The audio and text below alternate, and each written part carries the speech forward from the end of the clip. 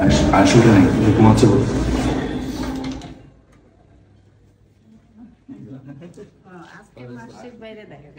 অভিনেতা জিয়াউল ফারুক অপূর্বের দ্বিতীয় স্ত্রী নাজিয়া হাসান অদিতির কোলজুড়ে 2014 সালের জুন মাসের 27 তারিখে এসেছে তাদের পুত্র জায়ান আয়াস। ছোট পর্দার জনপ্রিয় অভিনেতা অপূর্ব টেলিভিশন নাটকে অভিনয় দিয়ে তার কর্মজীবন শুরু করেন। অসংখ্য নাটকে অভিনয় করলেও দর্শকদের মাঝে বেশি পরিচিত বড় ছেলে নাটকের জন্য।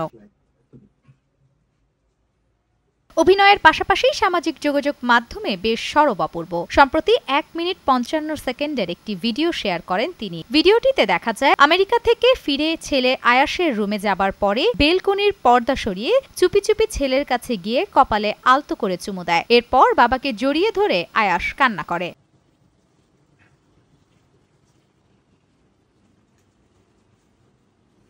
শেয়ার করা ভিডিওটিতে অপূর্ব ক্যাপশনে লিখেছেন, ভালোবাসার চেয়ে বড় চমক আর কিছুই নেই। ক্যাপশনের সঙ্গে জুড়ে দিয়েছেন ভালোবাসার ইমোজি। সামাজিক যোগাযোগ মাধ্যমে এই ভিডিও আপলোড দেবার পর অসংখ্য ভক্ত অনুরাগীদের প্রশংসা কুড়ালেও কিছু মানুষ করছে সমালোচনা।